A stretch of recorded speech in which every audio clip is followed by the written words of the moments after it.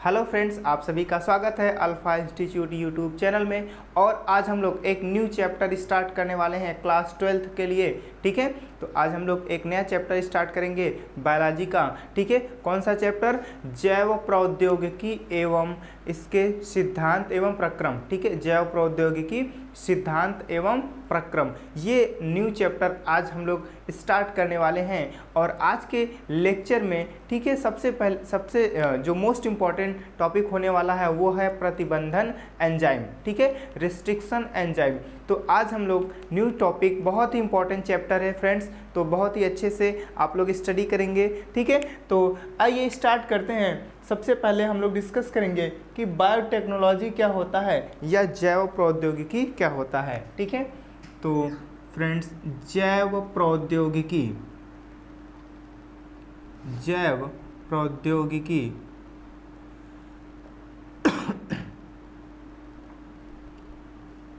जैव प्रौद्योगिकी को बायोटेक्नोलॉजी कहा जाता है। बायोटेक्नोलॉजी।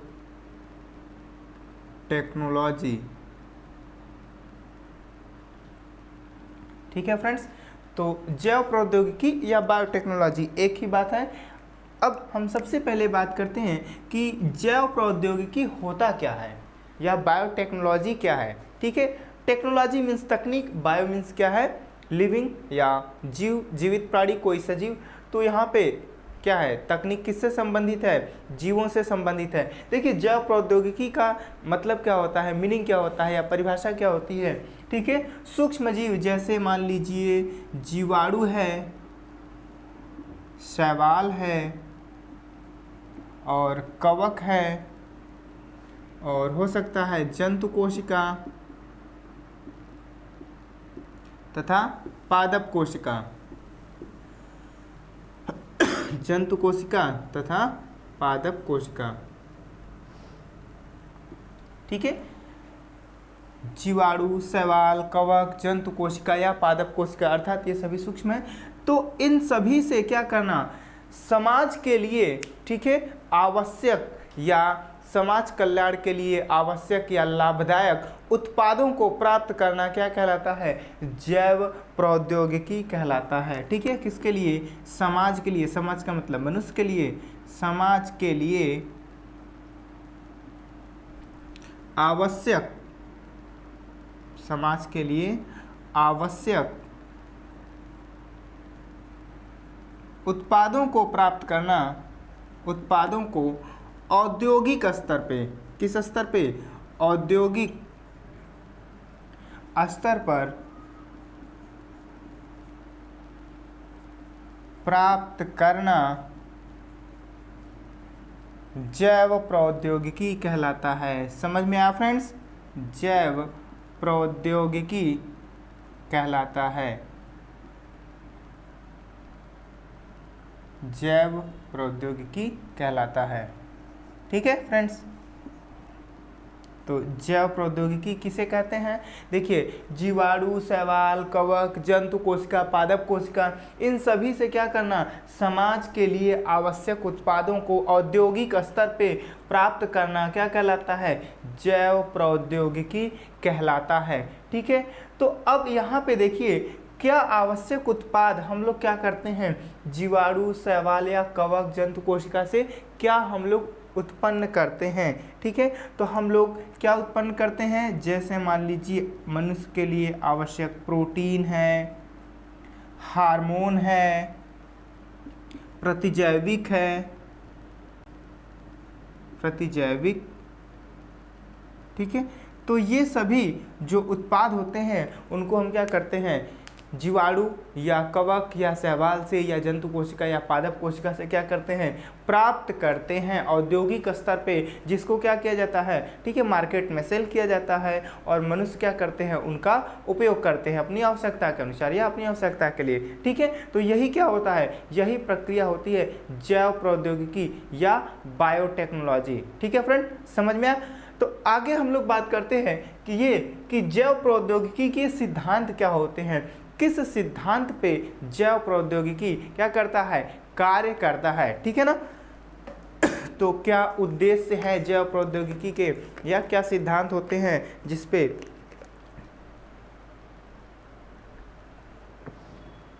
जैव प्रौद्योगिकी कार्य करता है।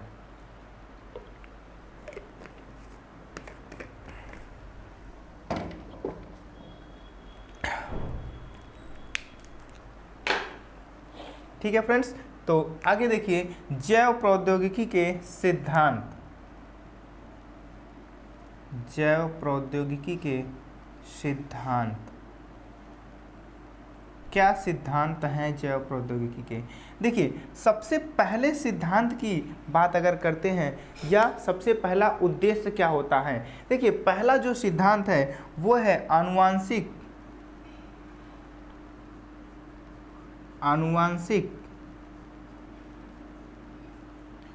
अभियांत्रिकी। आनुवांशिक अभियांत्रिकी, ठीक है, जेनेटिक इंजीनियरिंग इसे कहा जाता है, आनुवांशिक अभियांत्रिकी या जेनेटिक इंजीनियरिंग।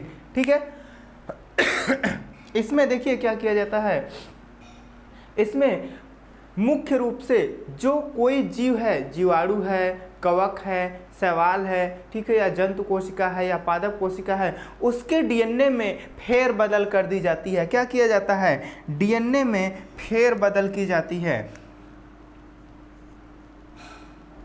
डीएनए में फेर बदल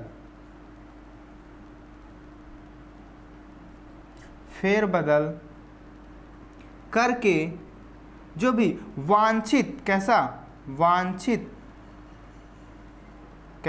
वांछित लक्षण है उसको प्रदर्शित करना, वांछित लक्षण को प्रदर्शित करना, वांछित लक्षण को प्रदर्शित करना। ठीक है फ्रेंड्स, ध्यान से देखिए, क्या आनुवांशिक अभियांत्रिकी के द्वारा क्या किया जाएगा, डीएनए में फेर बदल करके वांछित लक्षण प्रदर्शित किया जाता है। वांछित लक्षण क्या होता है, वांछित का मतलब जो लक्षण हम लोग प्रदर्शित करना चाहते हैं। ठीक है, तो फॉर एग्जांपल जैसे आप लोग देखते हैं एक्वेरियम में बहुत ही रंगीन मछलियां होती हैं, तो वो क्या की जाती हैं, मछलियां जेनेटिकली मॉडिफाइड होती हैं, अर्थात उनके डीएनए में फेर बदल किया रहता है, जिससे वो क्या करती हैं, बहुत ही कलरफुल होती हैं। ठीक है, तो उनके डीएनए में मान लीजिए यह किसी मछली का डीएनए है और ये मछली पीले रंग की है, तो इसमें कुछ ऐसा डीएनए जोड़ दिया जाएगा जो उसमें क्या करेगा, लाल रंग भी मछली में क्या करेगा, उत्पन्न करने लगता है। तो इस तरह से क्या किया जाता है, डीएनए में दूसरा डीएनए जोड़ दिया जाता है, या डीएनए से कुछ डीएनए को काट करके डिलीट कर दिया जाता है। ठीक है, तो इस प्रकार से दो जीवों के डीएनए को क्या किया जाता है, जोड़ दिया जाता है। ठीक है, क्योंकि दो अलग अलग जीवों के डीएनए होते हैं, इसलिए इस डीएनए को आरडीएनए कहा जाता है या रिकॉम्बिनेंट डीएनए कहा जाता है। जब दो अलग अलग जीवों के डीएनए को जोड़ दिया जाता है तो वो डीएनए क्या कहलाता है, आरडीएनए या रिकॉम्बिनेंट डीएनए कहलाता है। ठीक है तो पहला सिद्धांत ये है आनुवांशिक अभियांत्रिकी, या क्या करना, डीएनए में फेर बदल करना और जो भी वांछित लक्षण है उसको प्रदर्शित करना। ठीक है, और भी एग्जांपल की अगर हम बात करते हैं तो जैसे मान लीजिए कोई पौधा है, ठीक है, गुलाब का फूल है या कोई दूसरा कोई भी पुष्प हो सकता है, उसमें किसी रंग का फूल खिलता है, मान लीजिए पीले रंग का फूल खिलता है, हम चाहते हैं कि उस पौधे में क्या हो, लाल रंग का फूल खिले, तो हम क्या करेंगे, उसमें ऐसा डीएनए ऐड कर देंगे जो क्या करता हो, लाल रंग प्रदर्शित करता हो, तो उस पौधे में क्या होगा, लाल रंग के पुष्प खिलने लगेंगे। ठीक है, पुष्प में लाल रंग हो जाएगा। तो इस प्रकार से क्या कर सकते हैं हम लोग, और भी जो भी वांछित लक्षण है उसको प्रदर्शित किया जा सकता है। तो पहला उद्देश्य, पहला सिद्धांत ये होता है। दूसरा सिद्धांत क्या होता है, देखिए दूसरा सिद्धांत ये होता है कि जो भी हमने डीएनए क्या किया, बदला है, यह क्या हो, कोशिका में सुरक्षित रहे और वह कोशिका क्या करती रहे, ठीक है, हमारे लिए आवश्यक, अगर हमको प्रोटीन बनाना है तो प्रोटीन बनाए, या एंजाइम बनाना है तो एंजाइम बनाती रहे, या कोई हार्मोन्स बनाना है तो वह कोई हार्मोन्स बनाती रहे, या कोई प्रतिजैविक बनाना है तो वह क्या करे, प्रतिजैविक बनाए। ठीक है, तो दूसरा सिद्धांत ये रहता है कि प्रतिजैविक उत्पादन किया जाता है, किसका, प्रतिजैविक का, और एंजाइम का उत्पादन किया जाता है। ठीक है, प्रोटीन का उत्पादन किया जाता है, हार्मोन का उत्पादन किया जाता है। ठीक है, इस तरह से क्या किया जाता है, विभिन्न प्रकार के उत्पादों को औद्योगिक स्तर पे प्राप्त करना, बड़े पैमाने पे, औद्योगिक स्तर मतलब बड़े पैमाने पे प्राप्त करना, जिससे उद्योग चल सके। ठीक है, तो दूसरा सिद्धांत यह होता है कि सूक्ष्म जीवों से प्रतिजैविक, एंजाइम, प्रोटीन्स, हार्मोन्स या जो भी समाज के लिए आवश्यक उत्पाद है उनको बड़े पैमाने पे अर्थात औद्योगिक स्तर पे क्या करना, उत्पन्न करना या प्राप्त करना। ठीक है, तो ये दो सिद्धांत होते हैं जैव प्रौद्योगिकी के। ठीक है, कितने सिद्धांत होते हैं, दो सिद्धांत होते हैं। तो जैव प्रौद्योगिकी प्रक्रिया करने के लिए क्या होता है, हमें कुछ साधनों की आवश्यकता होती है, कुछ टूल्स की आवश्यकता होती है, अर्थात कुछ औजार की आवश्यकता होती है। तो आइए नेक्स्ट हम लोग देखते हैं कि जैव प्रौद्योगिकी के लिए आवश्यक साधन क्या हैं, क्या साधन हमको चाहिए, क्या सुविधाएं चाहिए, क्या औजार चाहिए जिससे हम जैव प्रौद्योगिकी की प्रक्रिया को पूर्ण कर सकें। ठीक है, तो आगे देखेंगे कि जैव प्रौद्योगिकी के क्या साधन हैं। ठीक है फ्रेंड्स, जैव प्रौद्योगिकी के लिए या के साधन सीधे लिख सकते हैं हम लोग, के साधन। ठीक है, टूल्स फॉर बायोटेक्नोलॉजी। देखिए किस साधनों की आवश्यकता होगी, क्या चाहिए, सबसे पहला प्रतिबंधन एंजाइम। क्या चाहिए, प्रतिबंधन एंजाइम की आवश्यकता होगी। ठीक है, क्लोनिंग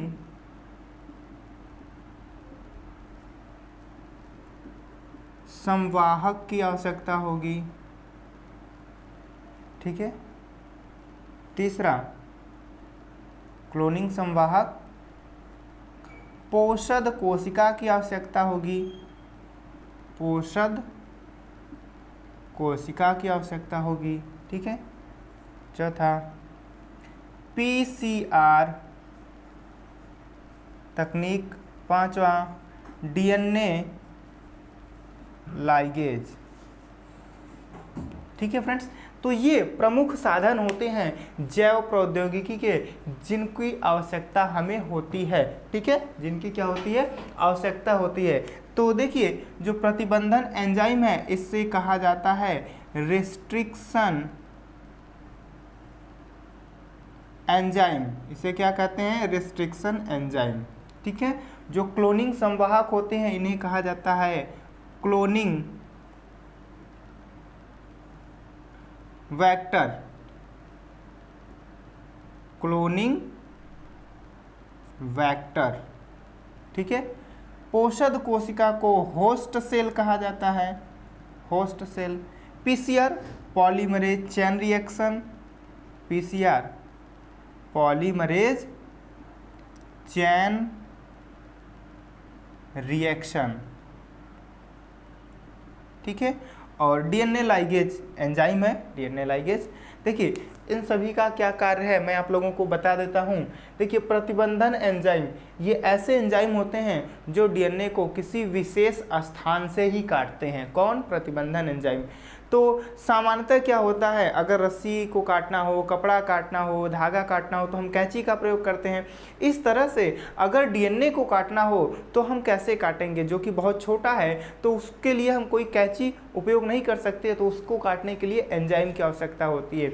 एंजाइम से डीएनए और आरएनए को काटा जाता है। तो प्रतिबंधन एंजाइम डीएनए और आरएनए को काटने का काम करता है। क्लोनिंग संवाहक, तो जो डीएनए काटा गया और जीन निकाला गया, उसकी संख्या बढ़ाने के लिए क्या करते हैं, क्लोनिंग संवाहक या क्लोनिंग वेक्टर की आवश्यकता होती है, जैसे प्लाज्मिड होता है जो कि जीवाणु में पाया जाता है। पोषद कोशिका, होस्ट सेल, तो जो प्लाज्मिड है उसको किसी कोशिका में डाला जाएगा, किसी जीवाणु में डाला जाएगा, और जिस कोशिका में डाला जाता है उसे कहते हैं पोषद कोशिका। पीसीआर, पॉलीमरेज चेन रिएक्शन, तो यह एक तकनीक है जिससे डीएनए या आरएनए की संख्या को बहुत ही कम समय में बढ़ाया जा सकता है, ठीक है। और डीएनए लाइगेज, कटे हुए डीएनए खंडों को जोड़ने का काम करता है डीएनए लाइगेज। तो ये क्या है, ये साधन हैं जिनकी आवश्यकता होती है जैव प्रौद्योगिकी में हमें, ठीक है। तो आज के लेक्चर में हम लोग डिस्कस करने वाले हैं प्रतिबंधन एंजाइम, ठीक है। क्या डिस्कस करने वाले हैं, प्रतिबंधन एंजाइम, ठीक है फ्रेंड्स। तो आइए स्टार्ट करते हैं कि प्रतिबंधन एंजाइम क्या होता है, ठीक है फ्रेंड्स ना। तो सबसे इम्पोर्टेंट है प्रतिबंधन enzyme.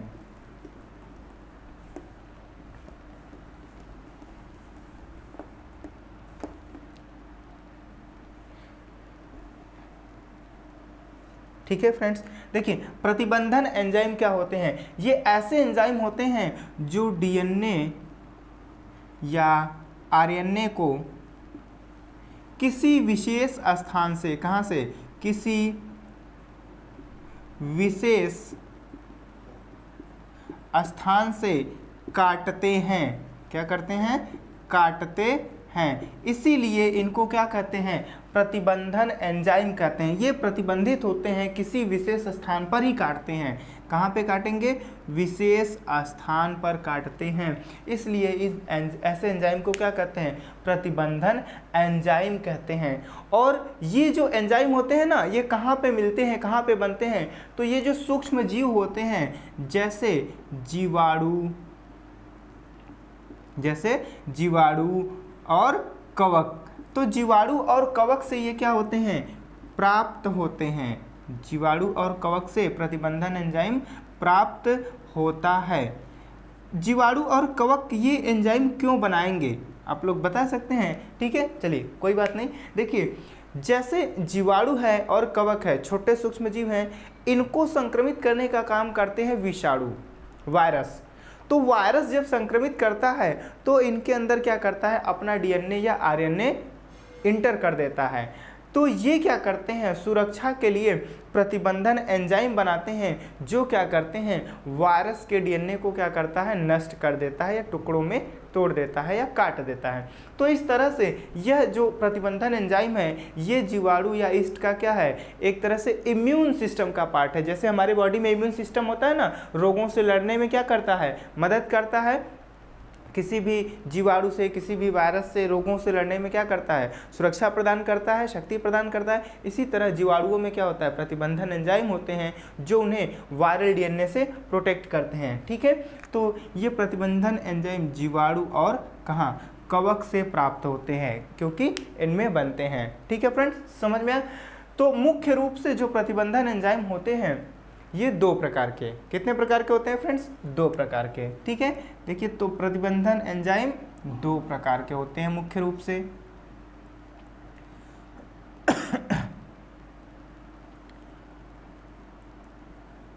Endonuclease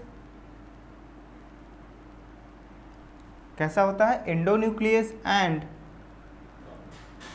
exonuclease, endonuclease and exonuclease, ठीक है फ्रेंड्स। तो सबसे पहले देखिए बात करते हैं एक्सोन्यूक्लियस क्या होता है। देखिए ये जो एक्सोन्यूक्लियस एंजाइम होते हैं, ये डीएनए या आरएनए को, किसको, डीएनए या आरएनए को कहाँ से काटते हैं, डीएनए या आरएनए के सिरों से न्यूक्लियोटाइड को एक एक करके अलग करते हैं, ठीक है। यहाँ पे देखेंगे कि सिरों से न्यूक्लियोटाइड को अलग करते हैं, क्या करते हैं, न्यूक्लियोटाइड को अलग करते हैं। कैसे अलग करते हैं, डायग्राम में देखिएगा, आसानी से समझ में आ जाएगा। ठीक है, मान लीजिए चाहे ये डीएनए है या आरएनए है, ठीक है, कोई दिक्कत नहीं, आरएनए ही है।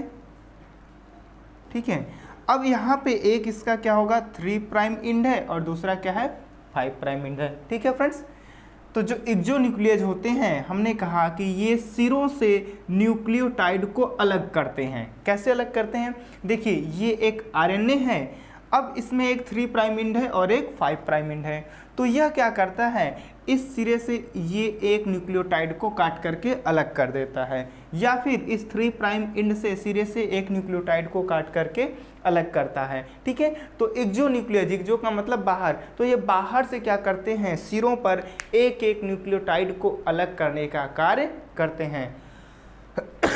ठीक है फ्रेंड्स, समझ में आना, क्या करते हैं एक एक न्यूक्लियोटाइड को अलग करने का कार्य करते हैं।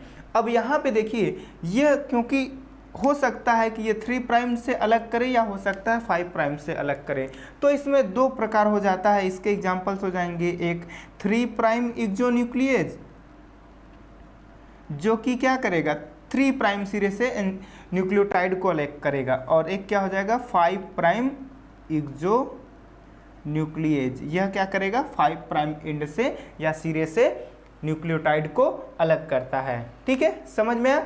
अब यहाँ पे देखिए जो इंडोन्यूक्लियेज होते हैं यह क्या करते हैं, इंडोन्यूक्लियस जो एंजाइम होते हैं, प्रतिबंधन एंजाइम होते हैं, ये डीएनए या आरएनए को बीच में काटते हैं। कहाँ पे काटते हैं, डीएनए या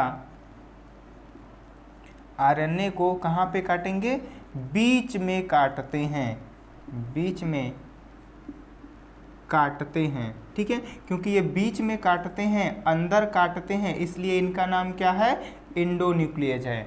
ठीक है, समझ में आया ना, डीएनए और आरएनए को कहाँ पे काटेंगे, ये बीच में काटेंगे। ठीक है, कैसे, देखिए मान लीजिए यह कोई डीएनए है, ठीक है, तो यहाँ से यह क्या करते हैं, ऐसे बीच में से क्या करते हैं डीएनए को काट देते हैं। ठीक है, क्या करेंगे डीएनए को काट देते हैं, इसलिए इन्हें क्या कहते हैं इंडोन्यूक्लियेज, क्योंकि ये अंदर काटते हैं। ठीक है, समझ में आया। तो इंडोन्यूक्लियेज जो जैव प्रौद्योगिकी तकनीक है इसके लिए बहुत ही इंपॉर्टेंट होते हैं friends.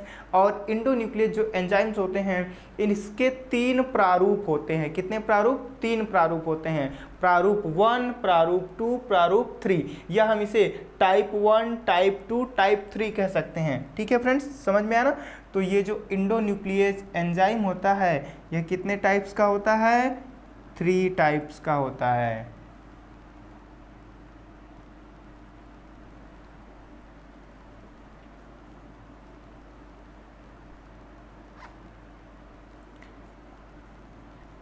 Type first, type second and type third. ठीक है, कोई प्रॉब्लम नहीं। तो देखिए टाइप फर्स्ट की क्या प्रॉपर्टी होती है, यह क्या करता है, इसका क्या लक्षण होता है। जो टाइप फर्स्ट इंडोन्यूक्लियेज होता है, रिस्ट्रिक्शन एंजाइम होता है, ठीक है, ये क्या करता है डीएनए के लंबे खंड को पहचानता है और उससे 1000 बेस पेयर पहले काटता है। क्या करता है, डीएनए के लंबे खंड को पहचानता है, काफ़ी बड़ा खंड होना चाहिए, लंबे खंड को पहचानता है, लंबे खंड को पहचानता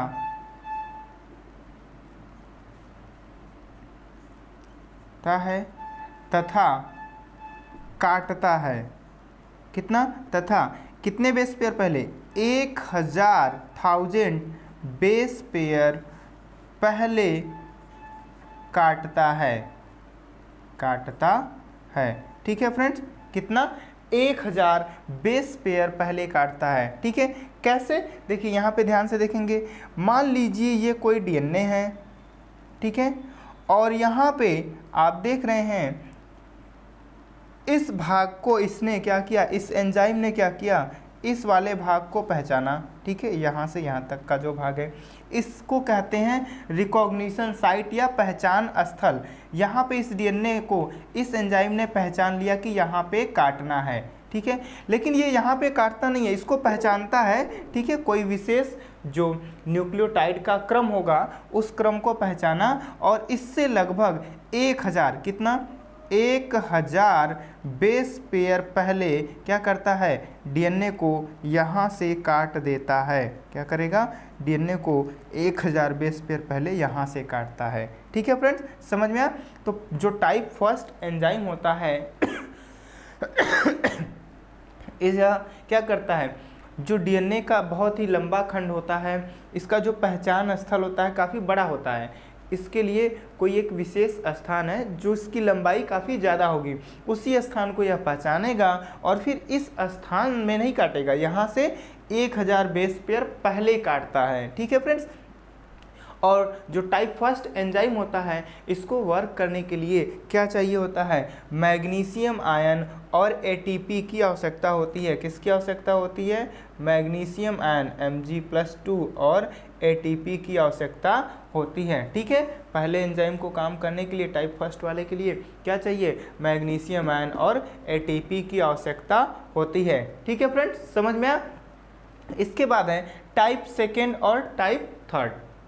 पहला टाइप समझ में आ गया, अब टाइप सेकेंड और टाइप फर्स्ट की बात करते हैं। ठीक है, तो इन सबको यहाँ पे रफ कर देते हैं।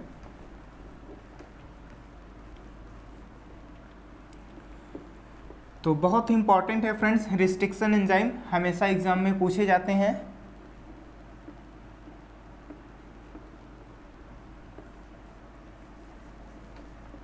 ठीक है, तो सब रफ कर देते हैं, ऊपर टाइप सेकेंड डिस्कस करते हैं, कोई दिक्कत नहीं है। टाइप फर्स्ट समझ में आ गया। देखिए टाइप सेकेंड रिस्ट्रिक्शन इंडोन्यूक्लिएज। ठीक है, शॉर्ट फॉर्म में RE से लिख सकते हैं, रिस्ट्रिक्शन इंडोन्यूक्लिएज। ये ऐसा एंजाइम होता है जो डीएनए के विशेष स्थान को पहचानता है और वो विशेष स्थान होता है पैलिंड्रोमिक श्रृंखला। यह किसको पहचानता है, पैलिंड्रोमिक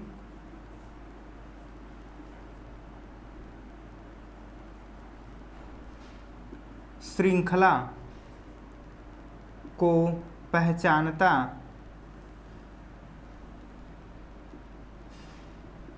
तथा पैलिंड्रोमिक श्रृंखला को पहचानता तथा काटता है। ठीक है, पैलिंड्रोमिक श्रृंखला को पहचानेगा और उसी श्रृंखला में यह क्या करता है, डीएनए को काट देता है। ठीक है, पैलिंड्रोमिक सीक्वेंस को पहचानता है और वहीं पे काट देता है। ठीक है, और इसके लिए मैग्नीशियम आयन और एटीपी की आवश्यकता नहीं होती, आवश्यक नहीं होता, नहीं चाहिए। इसको मैग्नीशियम भी नहीं चाहिए काम करने के लिए और एटीपी भी नहीं चाहिए, ऊर्जा भी नहीं चाहिए, और ये काम करेगा। ठीक है, तो बड़ा ही अच्छा है, कोई ऊर्जा नहीं खर्च करनी है, कोई भी वेक्टर काम नहीं, को फैक्टर नहीं चाहिए, ये को फैक्टर होते हैं। तो मैग्नीशियम आयन भी नहीं चाहिए, एटीपी भी नहीं चाहिए, तो बड़ा ही अच्छा है। ठीक है, अगर एटीपी खर्च करना होगा तो अच्छी बात है, नहीं तो यहाँ पे पहला जो टाइप फर्स्ट था उसके लिए एटीपी चाहिए, लेकिन इसके लिए एटीपी और मैग्नीशियम आयन की आवश्यकता नहीं होती है। ठीक है, तो पैलिंड्रोमिक सीक्वेंस को पहचानता है, किसको पहचानता है, पैलिंड्रोमिक श्रृंखला को या सीक्वेंस को पहचानता है। तो आइए देखते हैं कि पैलिंड्रोमिक श्रृंखला क्या होती है। ठीक है, पैलिंड्रोमिक श्रृंखला, पैलिंड्रोमिक श्रृंखला,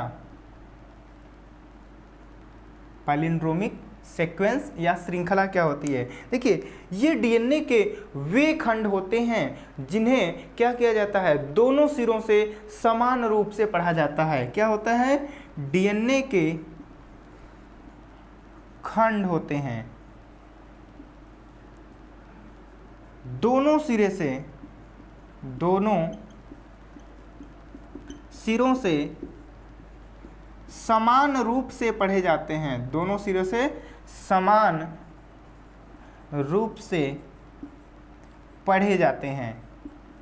इनका जो रीडिंग है ना दोनों तरफ से क्या होगा, समान आएगा, चाहे इस सिरे से पढ़िए चाहे उस सिरे से पढ़िए। ठीक है, देखिए ये डीएनए का खंड है कोई, ठीक है, तो आप चाहे इधर से रीडिंग करें चाहे इधर से, ठीक है, किसी भी साइड से, यहाँ से या यहाँ से, दोनों तरफ से रीडिंग क्या होगा, समान आएगा। एग्जाम्पल देखिए क्या होगा, जैसे कोई शब्द होता है, मान लीजिए मलयालम है, कौन सा वर्ड है, मलयालम, ठीक है, आप इसको देख सकते हैं, आप चाहे यहाँ से रीड करें चाहे लेफ्ट से रीड करें चाहे राइट से रीड करें, मीनिंग क्या होगा, सेम आएगा। देखिए MAL, इधर से भी क्या होगा MAL, ठीक है, AYA, तो दोनों तरफ से क्या होता है, रीडिंग समान होता है। ठीक है, जैसे मलयालम शब्द है, इसी तरह दूसरे शब्द भी हो सकते हैं, जैसे नर्सेस रन, नर्सेस रन, आप इसको भी देख सकते हैं, ये ऐसा शब्द है जिसका रीडिंग दोनों तरफ से क्या होता है, सेम आता है, चाहे लेफ्ट से रीड कीजिए चाहे राइट से रीड कीजिए, मलयालम, नर्सेस रन, दोनों तरफ से सेम रीडिंग आ रहा है। इसी तरह डीएनए के खंड भी होते हैं, कुछ ऐसे खंड होते हैं जिनका रीडिंग दोनों तरफ से सेम आता है। ठीक है, अगर अभी नहीं समझ में आए तो ये डायग्राम देखिए, आपको समझ में आ जाएगा। ठीक है, यहाँ पे मान लीजिए क्या है, ए है, जी है, ए है, जी है, सी है, टी है और टी है। ठीक है, चलो थोड़ा सा इधर बना देते हैं, ए जी सी टी टी। ठीक है फ्रेंड्स, समझ में आया। देखिए ये डीएनए का खंड बनने वाला है, और ये कैसा खंड है, पैलिंड्रोमिक सीक्वेंस है। कैसा सीक्वेंस है, पैलिंड्रोमिक सीक्वेंस है। ठीक है, यहाँ पे 5 प्राइम 3 प्राइम 3 प्राइम 5 प्राइम, आप दोनों तरफ से देख सकते हैं, इसका रीडिंग क्या आएगा, समान आएगा, सेम आएगा। देखिए ए 3 प्राइम से देखिए इधर से क्या आ रहा है, A G C T T.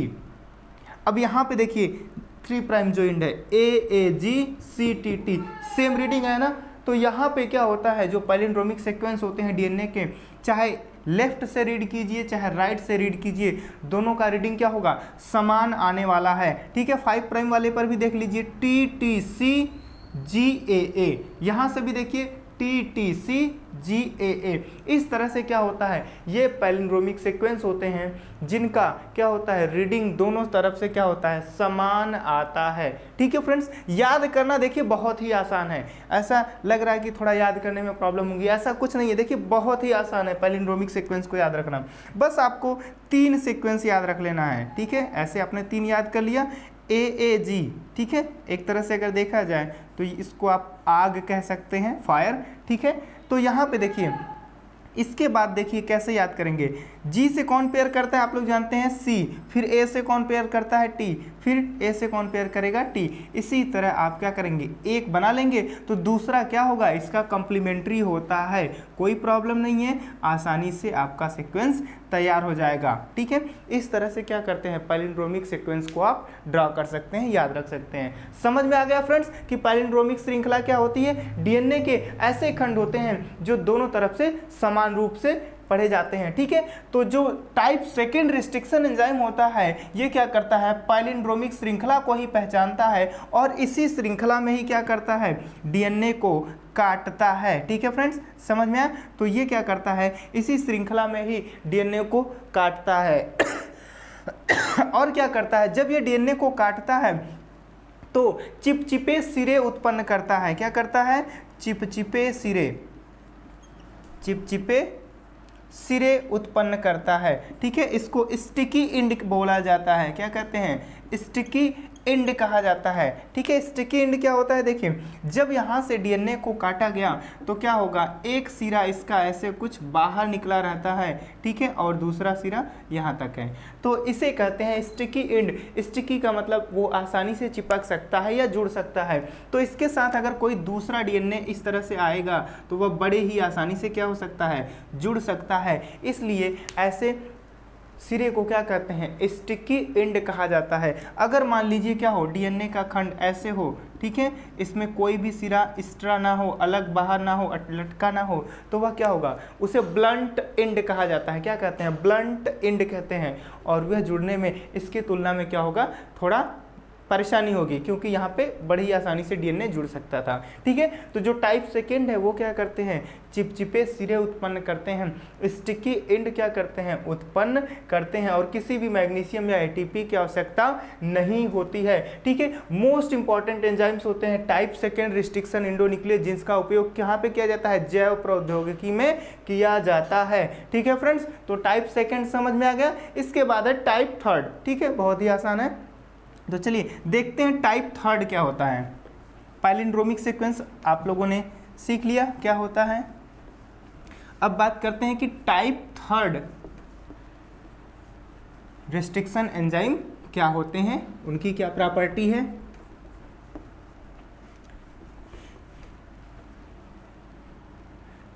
ठीक है फ्रेंड्स, देखिए टाइप थर्ड रिस्ट्रिक्शन एंजाइम, ये एंजाइम क्या करते हैं, यह भी पैलिंड्रोमिक सीक्वेंस को ही पहचानते हैं। किसको पहचानते हैं, पैलिंड्रोमिक श्रृंखला को या सीक्वेंस को ही पहचानते हैं। ठीक है, समझ में आया, को पहचानते हैं। लेकिन ये काटते कहाँ पे है, देखिए उस पैलिंड्रोमिक श्रृंखला में नहीं काटते हैं टाइप सेकेंड की तरह। ये पैलिंड्रोमिक श्रृंखला से 25 बेस पेयर पहले काटते हैं। कितना, बहुत ज़्यादा नहीं, 25 बेस पेयर पहले काटते हैं। समझ में आया, कितना पहले काटेंगे, 25 बेस पेयर पहले क्या करते हैं, ये काटते हैं। ठीक है, देखिए कैसे। और इनके लिए कोफैक्टर अर्थात मैग्नीशियम आयन और एटीपी की भी आवश्यकता होती है। ठीक है, चाहिए, क्या चाहिए, एटीपी चाहिए और मैग्नीशियम आयन चाहिए। देखिए मान लीजिए ये डीएनए है, ठीक है फ्रेंड्स, और यहाँ पर कोई पैलिंड्रोमिक सीक्वेंस है। कहाँ पे, ये रीजन है पैलिंड्रोमिक सीक्वेंस का। ठीक है, अब यहाँ से ये कितना, 25 बेस पेयर, 25 बेस पेयर पहले यहाँ पे डीएनए को काटने का काम करते हैं टाइप थर्ड वाले। और कितना दूर काट रहे हैं, 25 बेस पेयर, और मैग्नीशियम और एटीपी की आवश्यकता भी होती है। ठीक है, तो इनका भी उपयोग किया जा सकता है। ठीक है, लेकिन मुख्य रूप से जो सबसे ज़्यादा उपयोगी एंजाइम होता है वो टाइप सेकेंड होता है। ठीक है फ्रेंड्स, तो ये 3 प्रकार के क्या होते हैं, रिस्ट्रिक्शन एंजाइम होते हैं। ठीक है, एंडोन्यूक्लियस होते हैं। ठीक है, समझ में आ गया। तो अब हम लोग बात करने वाले हैं कि रेस्ट्रिक्शन एंजाइम्स के कुछ एग्जाम्पल्स की। ठीक है, वो कहाँ से प्राप्त किए गए हैं और किस सीक्वेंस को क्या करते हैं, पहचानते हैं। ठीक है, तो आइए रेस्ट्रिक्शन एंजाइम्स के एग्जाम्पल देखते हैं हम लोग। ठीक है, टाइप सेकेंड जो रेस्ट्रिक्शन एंजाइम होता है उसके एग्जाम्पल्स क्या हैं। ठीक है फ्रेंड्स, तो इसको रफ कर देते हैं। टाइप थर्ड है ये।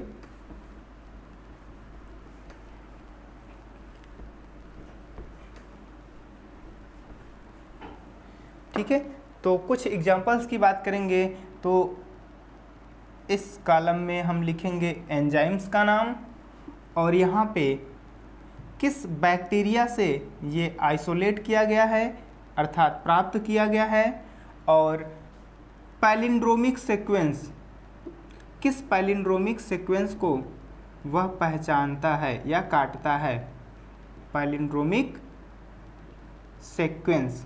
ठीक है, तो ठीक है फ्रेंड्स, देखिए यहाँ पे एंजाइम है हिंड सेकेंड। कौन सा एंजाइम है, हिंड सेकेंड, रेस्ट्रिक्शन एंडोन्यूक्लियस है। ठीक है, किससे प्राप्त किया जाता है, हीमोफिलस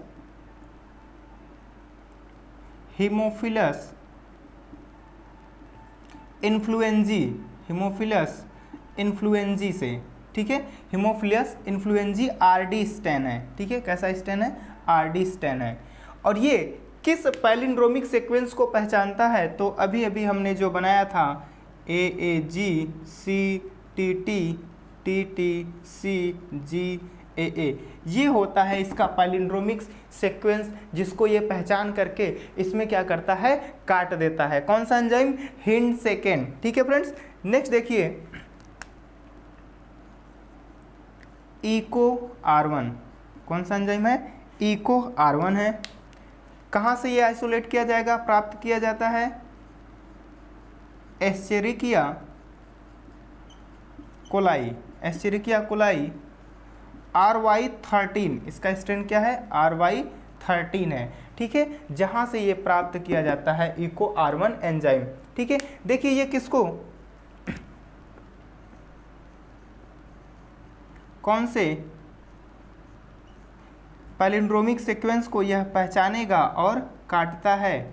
ठीक है फ्रेंड्स, तो ये देखिए ये क्या करता है, GAATTC। ठीक है, नीचे इसका कॉम्प्लीमेंट्री हो जाएगा, G से C, A से T, T से A और C से G पेयर करेगा। तो ये पैलिंड्रोमिक सीक्वेंस है जिसको इको R1 पहचानता है या और यहाँ पे काटता है। ठीक है फ्रेंड्स, 2 एंजाइम हो गए। एक और एंजाइम देख लीजिए आप लोग, बाम H1। ठीक है, ये कहाँ से प्राप्त किया जाता है, बैसिलस एमाइलो लिक्विफेशियंस, बैसिलस एमाइलो लिक्विफेशियंस। ठीक है, यहाँ से प्राप्त, किस जीवाणु से प्राप्त किया जाता है, बाम H1। ठीक है, इसका रिकॉग्निशन साइट फ्रेंड्स क्या होगा, देखिए GGATCC CCTAGG। ठीक है फ्रेंड्स, समझ में आया। तो इस तरह से ये इसका पैलिंड्रोमिक सीक्वेंस है जिसको बाम H1 पहचानता है और यहाँ पे क्या करता है, काटता है। ठीक है फ्रेंड्स, समझ में आया ना।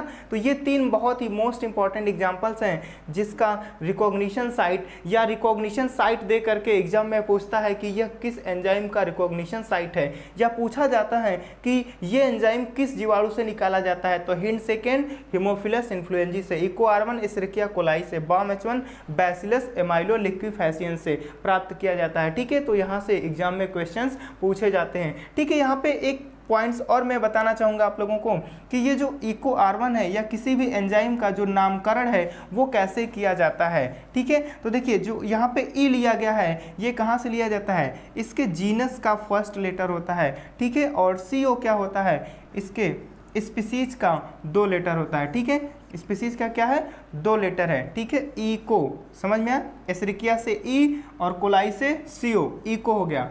ठीक है, और R क्या है, इसका स्ट्रेन है, R क्या है, इसका स्ट्रेन है, RY स्ट्रेन है ना, तो स्ट्रेन से क्या लिया गया, R, और पहला एंजाइम आइसोलेट किया गया है इसलिए R1 फर्स्ट। ठीक है, इस तरह से क्या होता है, रेस्ट्रिक्शन एंजाइम का नामकरण किया जाता है। ठीक है, इसी तरह आप यहाँ पर भी देख सकते हैं हीमोफिलस इन्फ्लुएंजी। ठीक है, तो हीमोफिलस इन्फ्लुएंजी बाम H1। ठीक है, इस तरह से क्या किए जाते हैं, जो रिस्ट्रिक्शन एंजाइम होते हैं उनका नाम लिखा जाता है। ठीक है फ्रेंड्स, तो आज के लेक्चर में इतना ही। इसके बाद हम लोग नेक्स्ट लेक्चर में आगे के जो भी टॉपिक्स हैं, ठीक है, उसको डिस्कस करेंगे। ठीक है, तो मिलते हैं नेक्स्ट लेक्चर में। आज के लिए इतना ही।